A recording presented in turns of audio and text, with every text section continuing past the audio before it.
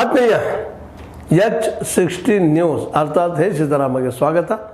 ನಾನು ನಿಮ್ಮವ ಎಂ ಆಯದು ಮಲ್ಲಪ್ಪ ಜೋತವರು. ಆತ್ಮೀಯರೇ, ವಕ್ಫ್ ದಿನದಿಂದ ದಿನಕ್ಕೆ ಒಂದು ರೀತಿಯಿಂದ ನಮ್ಮ ಸರ್ಕಾರಕ್ಕೆ ಗಂಟಲಿಗೆ ಗಾನ ಆಗ್ತಾ ಇದೆಯಾ, ಅನೇಕ ಪ್ರಶ್ನೆಗಳು ಹುಟ್ಟಾಗ್ತಾ ಇದೆ.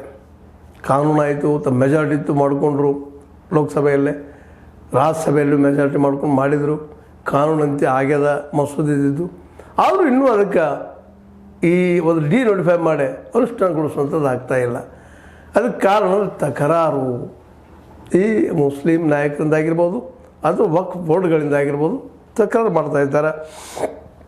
ಆ ತಕರಾರುಗಳಲ್ಲೂ ಒಂದಿಷ್ಟು ಸತ್ವದ ಅನೇಕ ತಪ್ಪುಗಳು ಮಾಡಿದಂತಹ ಈ ಕಾನೂನಲ್ಲಿವೆ ಅನ್ನೋದನ್ನು ಎತ್ತಿ ತೋರಿಸ್ತಾ ಇದ್ದಾರೆ.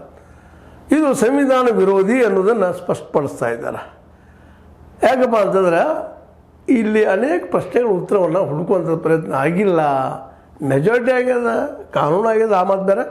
ಆದರೆ ಇನ್ನೂ ಅನೇಕ ವಿಷಯಗಳಲ್ಲೇ ಇದು ಪಕ್ಕ ಅಥವಾ ಪರ್ಫೆಕ್ಟ್ ಆಗಿಲ್ಲ ಅನ್ನೋ ಕಾರಣಕ್ಕೆ, ಅದೇ ಕಾರಣಕ್ಕೆ ನಾವು ಇನ್ನೊಂದು ಏನಪ್ಪ ಹೇಳ್ತಾ ಇದ್ದಾರಪ್ಪ ಅಂತಂದ್ರೆ, ಸಂಜೀವ್ ಖನ್ನಾ ಅವರು, ನಾವು ಯಾರ ಮಾತನ್ನು ಕೇಳ್ತಾ ಇಲ್ಲ, ನಾವು ಸ್ವತಂತ್ರವಾಗಿ ಹೇಳ್ತಾ ಇದ್ವಿ. ಯಾಕಂದರೆ ನಮಗೆ ಸ್ವಂತಿಕೆಯಿಂದ ಕೂಡಿದಂಥ ಸ್ವತಂತ್ರ ಅಭಿಪ್ರಾಯಪಡಿಸುವಂಥ ಹಕ್ಕನ್ನು ನಮಗೆ ಸಂವಿಧಾನ ನೀಡಿದ.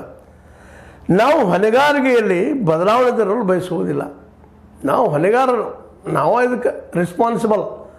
ಅದಕ್ಕೆ ನಾವು ಬದಲಾವಣೆ ತರಲು ಬಯಸುವುದಿಲ್ಲ. ಸಂಸತ್ತು ಕಾನೂನುಗಳನ್ನು ಮಾಡುತ್ತದೆ, ಸಂಸತ್ತಿನ ಕೆಲಸ ಕಾನೂನು ಮಾಡ್ತದೆ, ಕಾರ್ಯಾಂಗ ನಿರ್ಧರಿಸುತ್ತದೆ ಮತ್ತು ನ್ಯಾಯಾಂಗ ವಿಶ್ಲೇಷಣೆ ಮಾಡುತ್ತದೆ. ವಿಶ್ಲೇಷಣೆ ಮಾಡಿ ಸರಿ ಯಾವುದು ತಪ್ಪು ಯಾವುದು, ಇದು ಸಂವಿಧಾನ ವಿರೋಧಿನ ಪರಾಣ ಅಂತ ಕೆಲವಿಷ್ಟು ವಾದಗಳು ಇತ್ತೀಚೆಗೆ ಭಾಳ ಬೆಳೆದು ಬರ್ತಾ ಇದ್ದಾವೆ. ಏನಪ್ಪ ಅಂತಂದ್ರೆ, ಸಂಸತ್ತು ದೊಡ್ಡದು, ನ್ಯಾಯಾಂಗಕ್ಕಿಂತಲೂ ದೊಡ್ಡದು. ಆ್ಯಕ್ಚುಲಿ ನ್ಯಾಯಾಂಗಕ್ಕಿಂತ ದೊಡ್ಡದನ್ನ ಪ್ರಶ್ನೆ ಇಲ್ಲ. ನ್ಯಾಯಾಂಗದ ಕೆಲಸನ ಸಂಸತ್ತು, ಅದರ ಶಾಸಕಾಂಗ ಮತ್ತು ಇನ್ನೊಂದು ಕಾರ್ಯಾಂಗದ ತಕರಾರು ಬಂದಾಗಲಿ, ಯಾವುದೋ ಪ್ರಾಬ್ಲಮ್ ಬಂದಾಗಲಿ ವಿಶ್ಲೇಷಣೆ ಮಾಡುವುದಾಗಿದೆ ವಿನಃ ಅದ್ರ ಹಸ್ತಕ್ಷೇಪ ಅಂತಲ್ಲ ಅದು. ಅದೇ ಕಾಲಕ್ಕೆ ಇವರು ಸಂಸತ್ತು ಜನರಿಂದ ಆಯ್ಕೆ ಆದಂಥದ್ದು. 543 ಜನ ಬಂದರೂ ಸಹಿತ ಯಾವುದೇ ಕಾನೂನು ಮಾಡಬೇಕಾಗಿದ್ರು ಸಂವಿಧಾನಕ್ಕೆ ಬದ್ಧಾಗಿ ಇರಬೇಕು ಅನ್ನೋದು ಸ್ಪಷ್ಟವಾಗ್ಯದ. ಯಾಕಂದ್ರೆ ನಾಳೆ ಒಬ್ಬ ಜನಪ್ರಿಯ ನಾಯಕ 500ಕ್ಕೆ ಹೋದನು, 543 ಗೆದ್ಕೊಂಡು ಬಂದಪ್ಪ ಅಂದ್ರೆ ಸಂವಿಧಾನ ಬದಲು ಮಾಡೋದು ಎಲ್ಲ ಸಾಧ್ಯಗಳಿದ್ದಾವೆ. ಅದಕ್ಕೆ ಅದರಿಂದ ಅಂತ ಒಂದು ಲಿಮಿಟೇಷನ್ ಅದ. ಪೂರ್ವ ಸರ್ವಾಧಿಕಾರ ಸಂಸತ್ತಿಗೆ ಏನಿಲ್ಲ. ಆದರೆ ಕೆಲವರು ಇತ್ತೀಚೆಗೆ ವಾದ ಮಾಡ್ತಾ ಇದ್ದಾರೆ, ಸಂಸತ್ತಿನಲ್ಲಿ ಯಾಕೆ ಸಂಸತ್ತದ ವಿಚಾರಗಳಲ್ಲೇ ಶಾಸಕಾಂಗದ ವಿಚಾರಗಳಲ್ಲೇ ನ್ಯಾಯಾಂಗ ಯಾಕೆ ಹಸ್ತಕ್ಷೇಪ ಮಾಡ್ತದಂತೇಳಿ.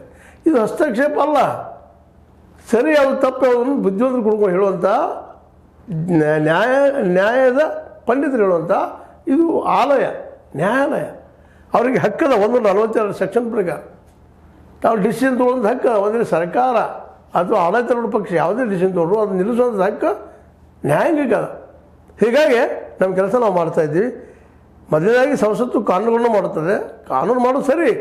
ಆದರೆ ಸಂಸತ್ತಿನ ಕಾನೂನುಗಳು ಸಂವಿಧಾನಕ್ಕೆ ಬದ್ಧ ಇರಬೇಕು, ಸಂವಿಧಾನ ವಿರೋಧ ಅಲ್ಲ ಅನ್ನೋ ಸ್ಪಷ್ಟದ ಮಾತಲ್ಲೇ.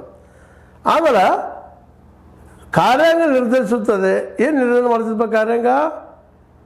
ಕಾನೂನುಗಳು ಸಂಸತ್ತು ಮಾಡಿದ್ರೆ ಕಾರ್ಯಾಂಗ ಅದು ನಿರ್ಧರಿಸುತ್ತದೆ, ಹಿಂಗೆ ಇರಬೇಕು, ಇದೇ ರೀತಿ ಹೋಗ್ಬೇಕು ಅಂತೇಳಿ. ಅದಕ್ಕೆ ನ್ಯಾಯಾಂಗ ಏನು ಮಾಡ್ತದಪ್ಪ ಅಂದ್ರೆ ಎರಡು ವಿಶ್ಲೇಷಣೆ ಮಾಡ್ತದೆ.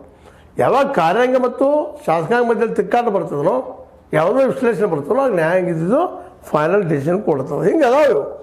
ಈ ರೀತಿಯಾಗಿ ವಾದಗಳಿದ್ದಾವೆ.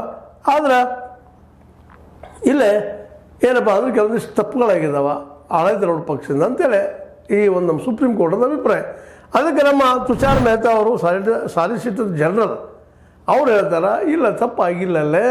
ಯಾಕಂದರೆ ಅಗತ್ಯ ಸಮಾಲೋಚನೆ ನಡೆಸಿದ ಬಳಿಕವೇ ಮಸೂದೆ ಮಂಡಿಸಲಾಗಿದೆ. ಅಗತ್ಯವಾದ ಎಲ್ಲ ಡಿಸ್ಕಷನ್ ಮಾಡಿ ನಾವು ಅದನ್ನು ಮಸೂದೆ ಮಂಡನೆ ಮಾಡಿದ್ವಿ. ಲಕ್ಷ ಪ್ರಸ್ತಾವನೆಗಳನ್ನು ಸ್ವೀಕರಿಸಿದ ನಂತರ ಕೊನೆಯದಾಗಿ ಕಾಯ್ದೆಗೆ ತಿದ್ದುಪಡಿ ಮಾಡಲಾಗಿದೆ. ಲಕ್ಷ ಜನ ನಮಗೆ ತಿಳಿಸಿದ್ರೆ ಹಿಂಗೆ ಇರಬೇಕು, ಕಾನೂನು ಈ ರೀತಿಯಾಗಿರ್ಬೇಕಂತೇಳಿ ಅದು ಕೇಳ್ಕೊಂಡು ನಾವು ಮಾಡಿದ್ದೀವಿ. ಕಾಯ್ದೆಗೆ ತಿದ್ದುಪಡಿ ಮಾಡಲಾಗಿದೆ ಅಂತೇಳಿ ನಮ್ಮ ತುಷಾರ್ ಮೆಹ್ತಾ ಅವರು ಹೇಳ್ತಾರೆ. ಹಂಗಾಗಿಲ್ಲ, ಕಾಯ್ದೆ ತಿದ್ದುಪಡಿ ಏನೋ ಯಾರ್ದು ಮಾತಿಗೆ ಆಗಿದ್ದಲ್ಲ, ಕಾರಣ ಅದಕ್ಕಂತೇಳಿ. ಅದಕ್ಕೆ ಅಭಿಷೇಕ್ ಸಿಂಘ್ವಿ ಅವರು, ಮನು ಸಿಂಘ್ವಿ ಅವರು ಹೇಳ್ತಾರೆ, ವಕ್ಫ್ ತಿದ್ದುಪಡಿ ಕಾಯ್ದೆಯು ಕಾನೂನಾತ್ಮಕವಾಗಿ ಲೋಪಗಳಿಂದ ಕೂಡಿದೆ. ಈ ವಕ್ಫ್ ಕಾನೂನು ಅನೇಕ ತಪ್ಪುಗಳಿಂದ ಕೂಡಿದಪ್ಪ, ಇದು ಪರ್ಫೆಕ್ಟ್ ಇಲ್ಲ ಈ ಒಂದು ಸಂವಿಧಾನದಲ್ಲಿ ಸೇರಿದಂಥ ಇವರು ವಿಚಾರಗಳು. ವಕ್ಫ್ ತಿದ್ದುಪಡಿ ಕಾಯ್ದೆಯು ಕಾನೂನಾತ್ಮಕವಾಗಿ ಲೋಪಗಳಿಂದ ಕೂಡಿದೆ, ನೈತಿಕವಾಗಿ ಟೋಳಾಗಿದೆ ಮತ್ತು ಸಂವಿಧಾನದ ಆತ್ಮಕ್ಕೆ ನೇರವಾಗಿ ದಾಳಿ ಮಾಡುತ್ತದೆ. ಇದು ಪೂರ್ಣವಾಗಿ ದಾಳಿ ಮಾಡ್ತದೆ, ನಿಲ್ಲಿಸ್ತದಪ್ಪ, ಇದು ಹೊರತ ಕೊಡ್ತದೆ. ಯಾವುದು ಈ ಒಂದು ಕಾನೂನಿಗಿದ್ದಂಥ ಕಾನೂನು. ಹೀಗೆ ಅವರು ತಮ್ಮ ಅಭಿಪ್ರಾಯ ಹೇಳ್ತಾ ಇದ್ದಾರೆ. ಇಲ್ಲೆಲ್ಲ ಅಭಿಪ್ರಾಯ ನೋಡಿದಾಗ ವಕ್ಫ್ ಕಾನೂನಿನ ಈ ಒಂದು ಪಾಸ್ ಆಗಿದ್ದು ಅಷ್ಟು ಪರ್ಫೆಕ್ಟ್ ಇಲ್ಲ ಅನ್ನೋದು ವಿರೋಧ ಪಕ್ಷಗಳ ಅಭಿಪ್ರಾಯ. ಆದರೆ ಇದನ್ನು ಅಲ್ಲಗೈತದೆ ಸಂಪೂರ್ಣವಾಗಿ ನಮ್ಮ ಆಡಳಿತಾರೂಢ ಪಕ್ಷ BJP ಇಲ್ಲ ತಪ್ಪು ಹೇಳ್ತಾ ಇದೆ. ನಾವು ಕಾನೂನಿಗೆ ಬದ್ದಾಗೆ ನಾವು ತಂದಿದ್ದೀವಿ, ಈ ಕಾನೂನು ಮೀರಿ ಹೋಗಿಲ್ಲ ಅನ್ನೋ ಮಾತು ಹೇಳ್ತಾ ಇದ್ದಾರೆ. ಇಲ್ಲೇ ಇನ್ನೊಂದು ಮಾತು ಬರ್ತದೆ, ಇವೆಲ್ಲ ಚರ್ಚೆ ನಡಕನ ಸಹಜವಾಗಿ ನ್ಯಾಯಾಂಗ ಇದ್ದಿದ್ದು ಒಂದು ಮಾತನ್ನು ಕೇಳ್ತದೆ. ಅಡ್ಡಿಯಲ್ಲಿ ನೀವು ಕಾನೂನು ಮಾಡಿದ್ರೆ ಇಲ್ಲ ಅಂತಲ್ಲ, ಆದ್ರೆ ಒಂದು ತಪ್ಪುಗಳು ಅನಿಸ್ತದೆ, ನಿಮಗೆ ಹೆಂಗೆ ಅನಿಸ್ತದ ಅಂತ ಕೇಳ್ತಾ, ಹಿಂದೂಗಳ ಈ ಬೋರ್ಡ್ಗಳಲ್ಲೇ ಅಥವಾ ಟ್ರಸ್ಟ್ಗಳಲ್ಲೇ ನೀವು ಮುಸ್ಲಿಮರನ್ನು ಸೇರಿಸ್ಕೊತೀರಾ ಅಥವಾ ಇನ್ನುಳಿದ ಯಾವುದೇ ಅಲ್ಪಸಂಖ್ಯಾತ ಧರ್ಮಗಳ ಜನರನ್ನು ನೀವು ಸೇರಿಸ್ಕೊತೀರಾ ಅಂದಾಗ ಅದಕ್ಕೆ ಸರಳವಾದ ಉತ್ತರ ಬಂದಿಲ್ಲ. ಯಾಕಂತಂದ್ರೆ ಇಲ್ಲೇ ಈ ಕಾನೂನು ಮಾಡುವಲ್ಲೇ ಏನು ವಕ್ಫ್ ಕಾನೂನು ಇದ್ದಿದ್ದಂಥದ್ದು ಏನದಪ್ಪ ಅಂತಂದ್ರೆ ಇದರಲ್ಲೇ ಹಿಂದೂಗಳ ಹಸ್ತಕ್ಷೇಪ ಅದ ಅನ್ನೋದು ಈ ನಮ್ಮ ಇಸ್ಲಾಂ ಕಮ್ಯುನಿಟಿ ಅಭಿಪ್ರಾಯ.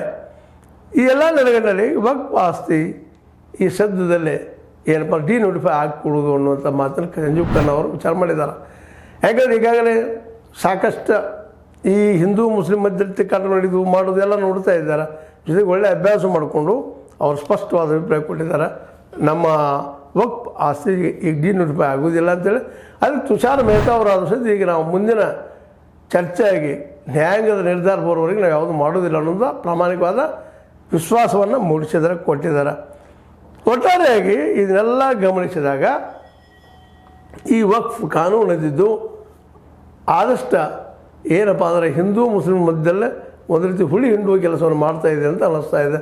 ಅದೇನೋ ಆದರೂ ನಮ್ಮ ನ್ಯಾಯಾಂಗ ಇದ್ದಿದ್ದು ಇಬ್ಬರಿಗೂ ನ್ಯಾಯಬದ್ಧವಾದಂಥ ನ್ಯಾಯವನ್ನು ಒದಗಿಸ್ಕೊಳ್ಳುವಂಥ ಕೆಲಸವನ್ನು ಮಾಡಲಿಕ್ಕೆ ಅನ್ನೋದು ಅಷ್ಟೇ ಸತ್ಯದ ಸರಿಯಾದ ಅವ್ರು ಕೇಳೋದ್ರಲ್ಲಿ ಖನ್ನಾ ಅವರು ಅಲ್ಲಿ ಹಿಂದೂಗಳ ಈ ಟ್ರಸ್ಟ್ಗಳಲ್ಲೇ ಹಿಂದೂಗಳ ಈ ಕಾನೂನಲ್ಲೇ ಈ ಬೋರ್ಡ್ಗಳಲ್ಲೇ ಮುಸ್ಲಿಮರನ್ನು ಅದು ಇನ್ನುಳಿದ ಮೈನಾರಿಟಿಗಳನ್ನು ಯಾಕೆ ಸೇರಿಸಬಾರ್ದು ಅನ್ನೋಂಥ ಪ್ರಶ್ನೆ ಸ್ವತಃ ಖನ್ನಾ ಅವರು ಕೇಳಿದ್ದಾರೆ.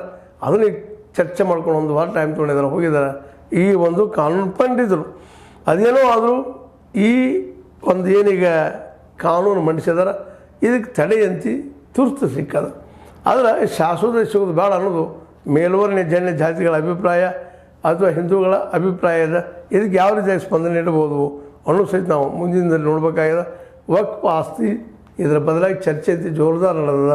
ಈ ಚರ್ಚೆಯಲ್ಲಿ ಮುಖ್ಯವಾಗಿ ಈಗ ಒಂದು ತಿರುವಿನ ಹಂತಕ್ಕೆ ಬಂದ ಮೇ 5ಕ್ಕೆ ಪೂರ್ಣ ಪ್ರಮಾಣದ ಸತ್ಯವಾರ ಬಂದ ಯಾವ ರೀತಿಯಾಗಿ ನಮ್ಮ ಈ ಮಸ್ಜಿದ್ಗಳು ಆಗಿರ್ಬೋದು ಅದು ವಕ್ಫ್ ಕಾಯ್ದೆಗಳಾಗಿರ್ಬೋದು ಇವೆಲ್ಲನೂ ಯಾವ ರೀತಿಯಾಗಿ ಉಳಿಸ್ಕೊಳ್ಳೋಕೆ ಸಾಧ್ಯ ಇದೆ, ಇದರಿಂದಾಗಿ ಏನು ತೊಂದರೆ ಅದ, ಏನು ಲಾಭ ಅದ, ಇದೆಲ್ಲ ಚರ್ಚೆ ಮಾಡ್ಕೊಂಡು ಮುಂದಿನ ಚರ್ಚೆ ಅಂತೇಳಿ ಆಲ್ರೆಡಿ ಕ್ಯಾಬಿನೆಟ್ದಲ್ಲಿ ಡಿಸಿಷನ್ ಮಾಡಿದ್ದದ. ಕ್ಯಾಬಿನೆಟ್ ಡಿಸಿಷನ್ ಮಾಡಿ ಒಂದು ತನ್ನದೇ ಆದ ಅಭಿಪ್ರಾಯ ಮೂಡಿಸ್ಕೊಂಡದ. ನೋಡೋಣ ಮುಂದಿನದಲ್ಲಿ ಯಾವ ರೂಪ ಪಡ್ಕೊಂಡು ಹೋಗ್ತದೆ ಅಂತೇಳಿ. ಒಟ್ಟಾರೆಯಾಗಿ ವಕ್ಫ್ ಆಸ್ತಿ ಡಿನೋಟಿಫೈ ಸದ್ಯಕ್ಕಂತೂ ಇಲ್ಲ, ಕಾರಣ ಇಷ್ಟ ಅಲ್ಲಿ ಜನ ಇಲ್ಲ ಅನ್ನುವಂಥ ಕಾರಣಕ್ಕಾಗಿ ಅಂತ ಹೇಳ್ತಾ ಒಟ್ಟಾರೆಯಾಗಿ ವಕ್ಫ್ ಆಸ್ತಿ ತುರ್ತು ಸೇಫ್ ಅದಪ್ಪ ಅವರ ಮುಸ್ಲಿಮರ ಕೈಯಲ್ಲಿ ಅಂತ ಹೇಳ್ತಾ ಮುಂದಿನ ದಿನದಲ್ಲಿ ಅದು ಸಹಜದ ಕಾಲಕ್ಕೆ ತಕ್ಕಂಗೆ ಬದಲಾವಣೆ ಆಗುವಂಥದ್ದು ಆಗ್ತದೆ ಅನ್ನುವಂಥ ವಿಶ್ವಾಸ. ಸಣ್ಣ ಪುಟ್ಟ ವಿಷಯಗಳನ್ನ ಮರೆತು ಬಿಡೋದು ಯೋಗ್ಯ ಅಂತ ಹೇಳ್ತಾ ನನಗನ್ಸಿದ ಕೆಲವು ಮಾತುಗಳನ್ನ ಆಸ್ತಿ ವಕ್ಫ್ ಮೇಲೆ ಮಾತಾಡಿದ್ದೀನಿ. ವಕ್ಫ್ ಆಸ್ತಿ ಮೇಲೆ ಅದು ನಿಮ್ಗೆ ಸರಿ ಅನಿಸಿರ್ಬೋದು, ಸರಿ ಅನಿಸದೇ ಇರ್ಬೋದು. ಸರಿಯಾದ ಸರಿ ಅಂದರೆ ತಪ್ಪಲ್ಲಿ ಕಾಮೆಂಟ್ ಮಾಡಿರಿ, ವಿಚಾರ ತಿಳಿಸ್ರಿ ಅಂತ ಹೇಳ್ತಾ H16 ನ್ಯೂಸ್ ಅರ್ಥಾತ್ ಹೇ ಸೀತಾರಾಮ್ ಇದು ಸತ್ಯದ ಕೈಗನ್ನಡಿ ವಂದನೆಗಳು.